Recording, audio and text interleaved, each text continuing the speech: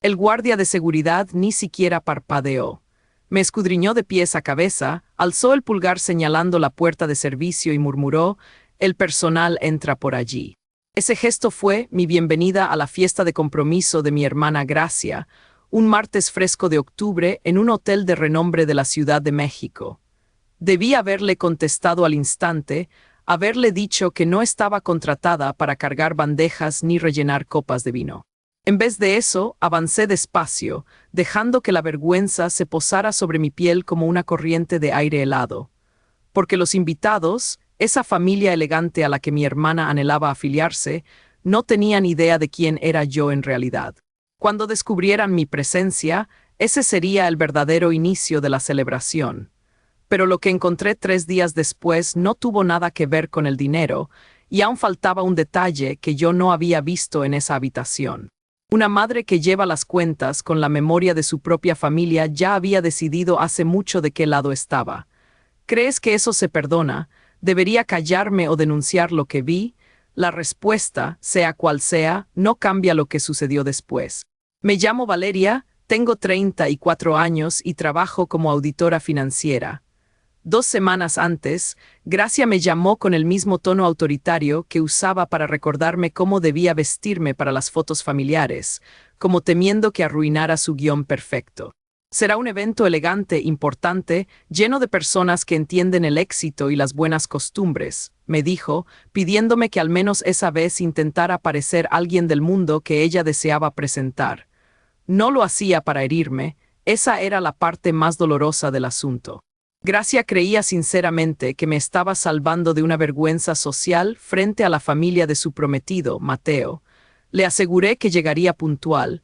No preguntó nada más porque nunca lo hacía. Desde niña Gracia se preocupaba más por las apariencias que por la realidad. Enderezaba los marcos de los cuadros antes de saludar a alguien, insistía en que usáramos vestidos idénticos. Cada Navidad memorizaba los apellidos de la alta sociedad y aprendía el lenguaje del dinero antes de comprender su verdadero costo. Nuestros padres nunca la corrigieron. Al contrario, alimentaron esa ambición desmedida cada vez que pudieron. Ella fue la elegida para un futuro brillante y pulido, mientras yo me convertí en la oveja discreta que todos esperaban que encontrara su propio camino lejos de casa. Nadie indagó a dónde fui cuando dejé la ciudad hace 3 años, ni por qué me volví más callada, más firme y mucho más difícil de localizar para los eventos familiares. Asumieron que perseguía algún proyecto digital inestable que no sabían explicar en las reuniones del club. Les permití esa versión porque resultó más cómoda para todos. Esa noche crucé la cocina del hotel con jeans oscuros y un suéter sencillo, deslizándome entre cocineros y meseros como si realmente formara parte del personal del evento. Nadie me cuestionó. Uno de los encargados del banquete me entregó una pila de servilletas de lino dobladas, confiando sin dudar que yo pertenecía al equipo de apoyo. Guardé silencio y no corregí su error. Moverme sin hacer ruido siempre ha sido mi mayor especialidad, gracias a mi profesión. En el salón principal, en la zona alta, Gracia probablemente repasaba su sonrisa frente al espejo, ajustando el vestido que había obsesionado durante semanas, tratando de demostrar que era digna de la familia de Odette y Rodrigo, sus futuros suegros. Ella me había presumido que venían de dinero antiguo, de casonas de verano en Cuernavaca, usando palabras como legado y estirpe como si fueran moneda corriente. Lo que mi hermana no sabía, o prefería ignorar, era que las grandes fortunas se desvanecen rápidamente cuando se administran mal, y que las grietas en esa fachada perfecta ya habían empezado a abrirse desde adentro. Esperando junto al elevador de servicio, escuché el eco de tacones caros sobre el piso de madera. Fernando, el cuñado de Mateo, se acercó cargando una pesada carpeta de cuero verde y la dejó caer sobre la mesa auxiliar con un golpe seco que resonó en toda la sala. Tenía las manos temblorosas al ver la carpeta. Mi corazón latía con fuerza contra el pecho, como si intentara escapar. En ese instante comprendí que el verdadero conflicto acababa de comenzar. El zumbido constante de los electrodomésticos en la cocina se colaba detrás de mis oídos, mientras una extraña inmovilidad se asentaba en mi pecho. una certeza tan firme que esa noche desvelaría mucho más que una mera reunión familiar. Cuando las puertas del ascensor se abrieron en el nivel del salón principal, el estruendo me golpeó de golpe, pero no era música ni alegría sincera. Era una tensión helada que se estiraba como la cuerda desafinada de un violín. En el centro de todo, Gracia dictaba órdenes al personal con una voz que oscilaba peligrosamente entre el pánico y la arrogancia, ajustando por cuarta vez consecutiva el mismo arreglo floral sobre la mesa principal mientras se quejaba de los dobleces que aparecían en los manteles. No me vio, o tal vez prefirió fingir que mi presencia en un rincón apartado del salón no existía. La familia del novio ocupaba el sector VIP, irradiando esa seguridad ciega que solo otorgan los años de privilegio y la creencia de que el dinero compra cualquier voluntad. Odette, la futura suegra, inspeccionaba los arcos decorativos entrecerrando los ojos, rozando los pétalos con la misma petulancia con la que un inspector revisa mercancía barata en el mercado, mientras Rodrigo, el padre de Mateo, simulaba un interés fingido en su reloj de pulsera. Un poco más alejado, Fernando, el hermano menor, se apoyaba contra la barra del bar, escudriñando el salón con la desagradable costumbre de quien busca a quien subestimar. Cuando intenté deslizarme sigilosamente hacia el área de servicio, Fernando se plantó de repente en medio de mi camino, con esa sonrisa prepotente que algunos hombres adoptan cuando creen que su apellido los hace intocables. Con burla me preguntó si estaba trabajando de empleada esa noche, mientras su mirada descendía con desprecio sobre mi suéter sencillo. Sacó un billete arrugado del bolsillo y con total desfachatez me lo ofreció, insinuando que si quedaba libre más tarde, podría subirle unos tragos a su suite privada.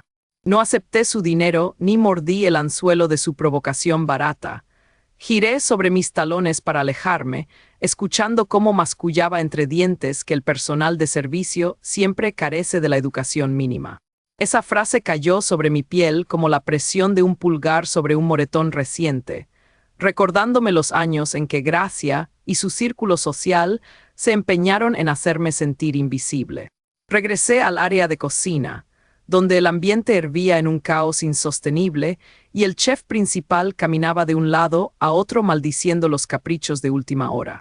Gracia había exigido modificar el menú completo 3 veces en menos de 48 horas, llevando al equipo al límite absoluto del agotamiento físico y mental, entre susurros de renuncias colectivas y quejas porque el champagne no tenía el tono exacto de dorado que el protocolo demandaba.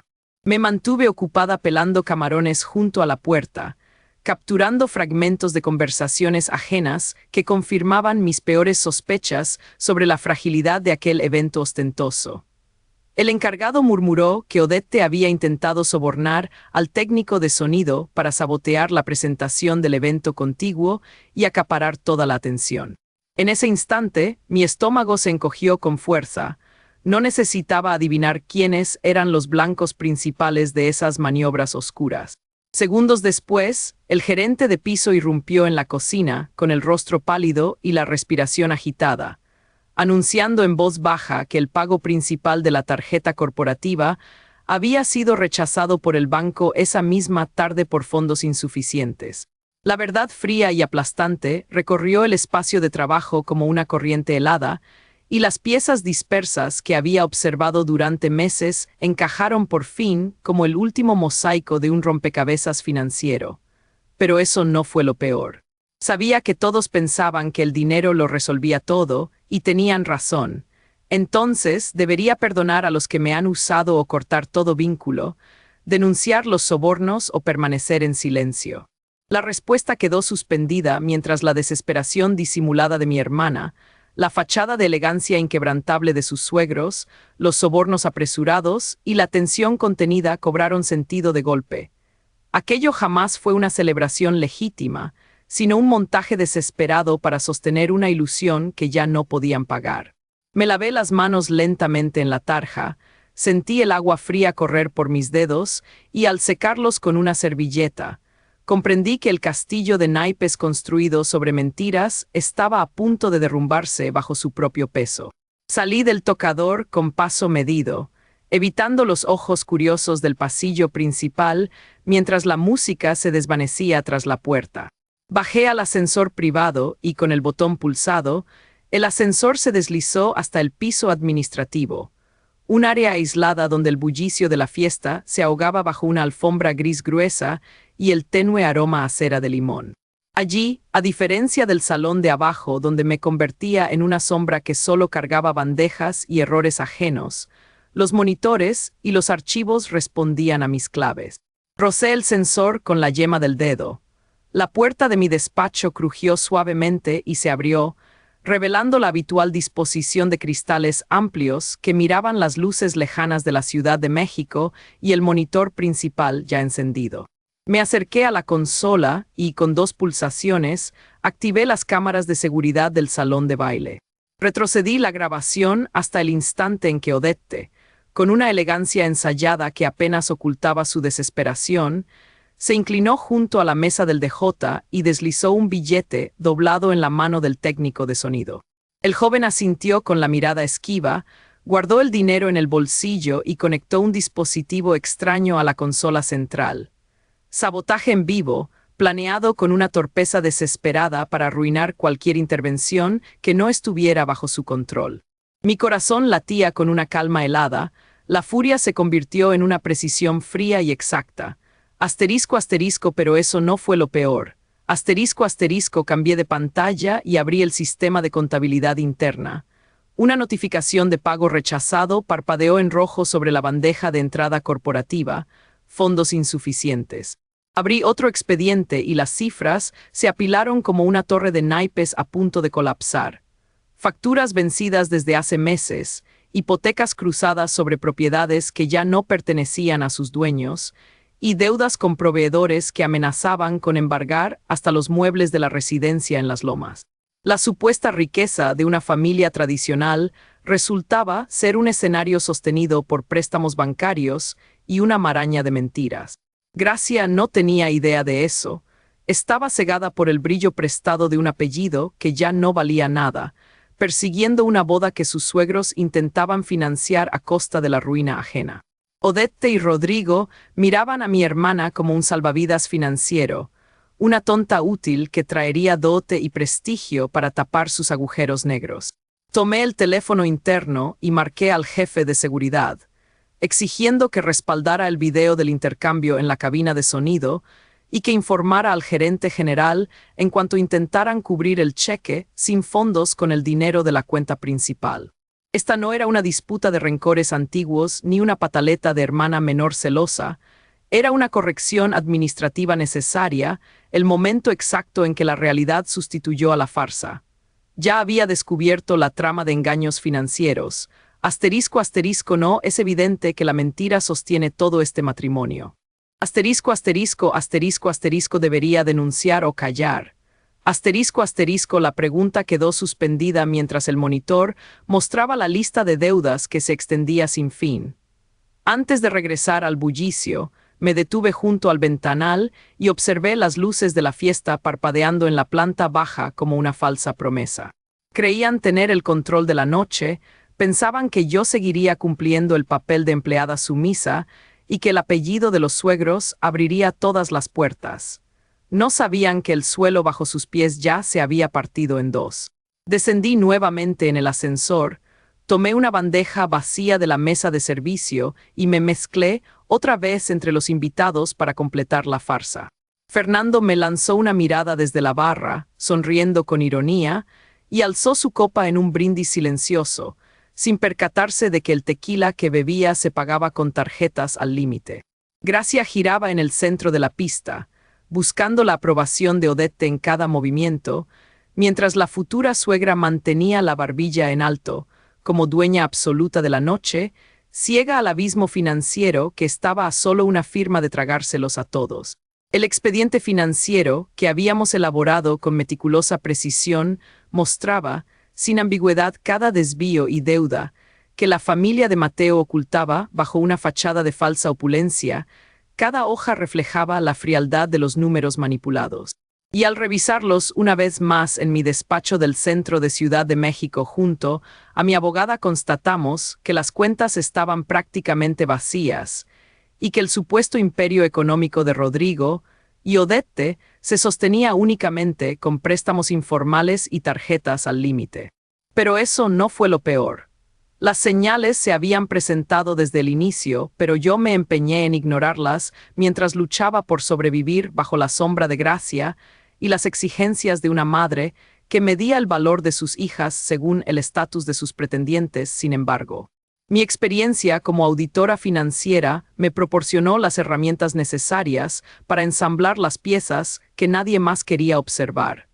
En la otra punta de la ciudad los intentos de aislarme crecían en silencio. Fernando, el hermano de Mateo, difundía entre los parientes la idea de que yo era una envidiosa resentida que intentaba empañar la felicidad de Gracia, mientras Odette llamaba a todos nuestros conocidos para advertirles que no creyeran una sola palabra de lo que yo pudiera decir.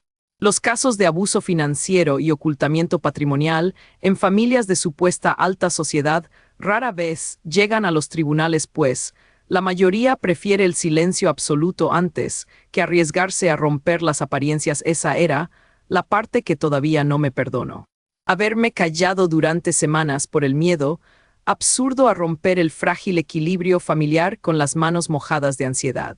No había marcha atrás porque los informes estaban listos, la abogada había validado cada documento notarial y el cerco legal se había cerrado exactamente donde lo habíamos planeado, dejándoles sin margen de maniobra ni excusas para seguir mintiendo. Aquel martes, el ambiente en la oficina de la notaría de la colonia Polanco estaba tan gélido como la mirada de mi propia madre cuando me vio entrar. Ella, que siempre regulaba a nuestra familia como un termostato, sí, estaba tibia. Todos respirábamos tranquilos. Esa vez parecía querer quemar el lugar con su sola presencia. Junto a ella, Gracia y Mateo sostenían una carpeta de cuero, convencidos de que estaban a punto de firmar la sentencia definitiva de mi exclusión. No levanté la voz, no lancé insultos. Simplemente me senté frente a ellos, sintiendo el peso de los documentos en mi maletín, y fui colocando la verdad sobre la mesa, una por una, sin prisa. Primero presenté los estados de cuenta bancarios que demostraban el desvío de fondos.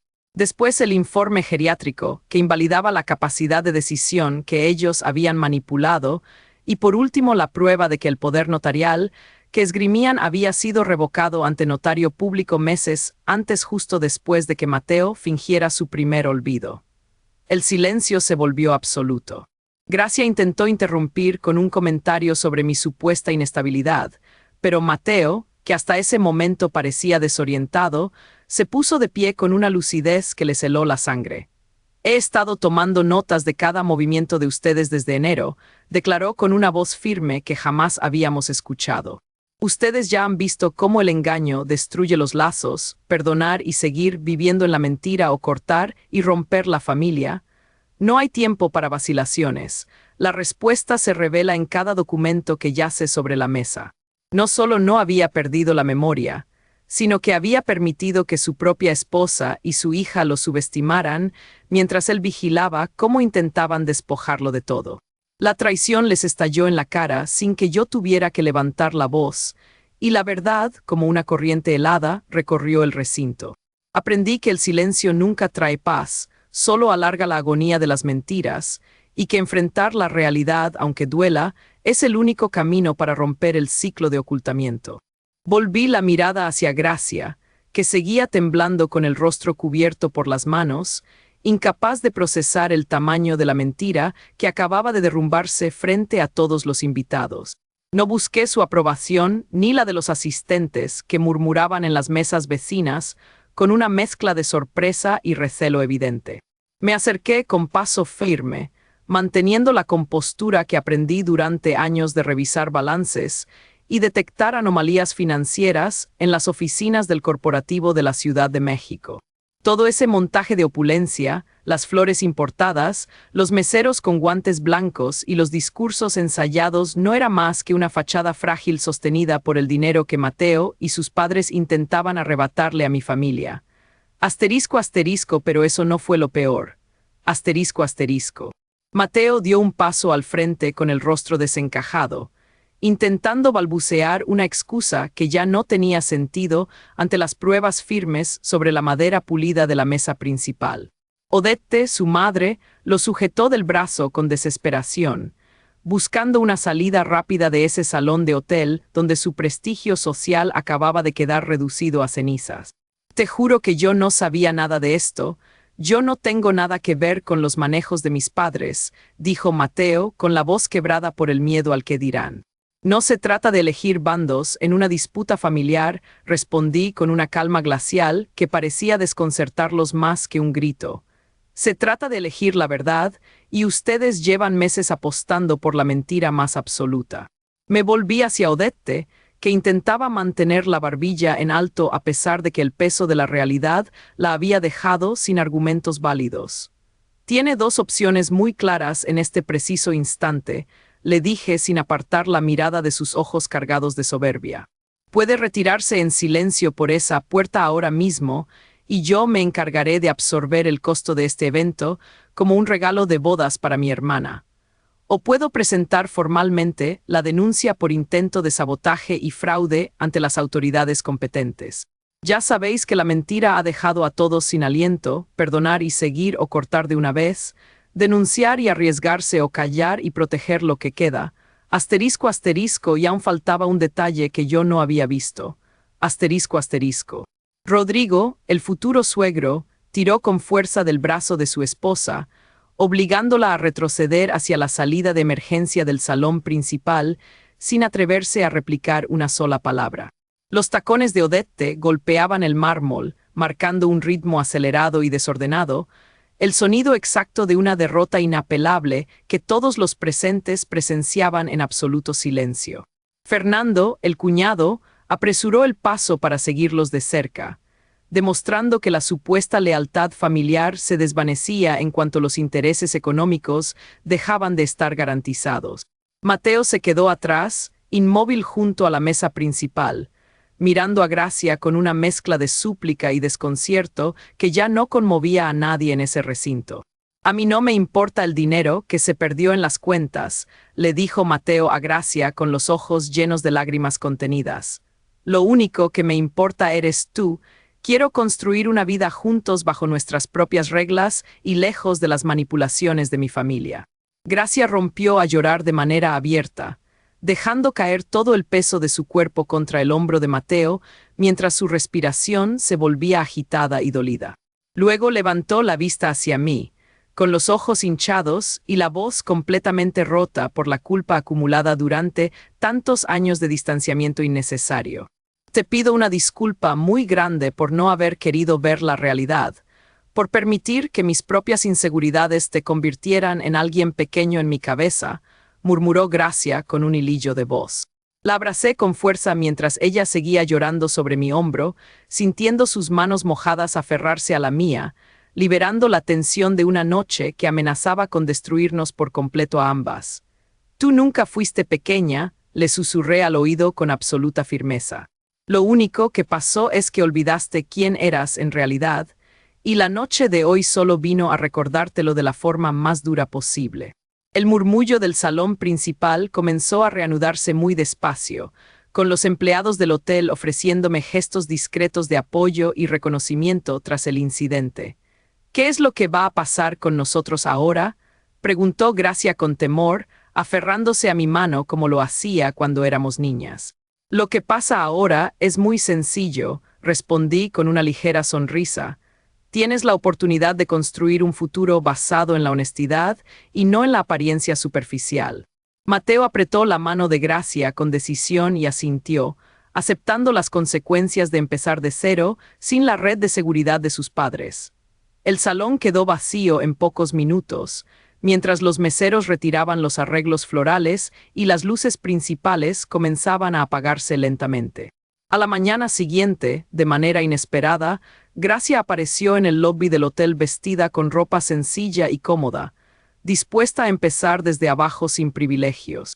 Le indiqué el área de limpieza y mantenimiento, y ella no puso ninguna objeción, con el firme propósito de entender el esfuerzo de las personas a las que antes había ignorado. Mateo se sumó al equipo de contabilidad del corporativo, decidido a enfrentar con honor los números que su familia había intentado ocultar durante tanto tiempo. Se mudaron a un departamento modesto en una zona tradicional de la ciudad. Aprendieron a hacer compras usando cupones de descuento y a reírse de las cenas que se les quemaban en la estufa. La antigua mansión de la familia de Mateo terminó en manos del banco por falta de pagos, y sus padres tuvieron que marcharse a otra ciudad buscando refugio. La justicia no llegó con gritos ni con estridencias innecesarias, sino de la forma más silenciosa y precisa, exactamente como la verdad prefiere instalarse en nuestras vidas. Un año más tarde, Gracia se casó en los jardines traseros del hotel, en una ceremonia íntima sin lujos excesivos ni falsas expectativas sociales. No hubo grandes candelabros de cristal ni transmisiones en vivo, solo la luz cálida del atardecer, unos cuantos amigos leales y una promesa genuina de amor. Ese día entró al jardín por la puerta de servicio, sonriendo con la certeza de que su verdadera vida apenas comenzaba a construirse.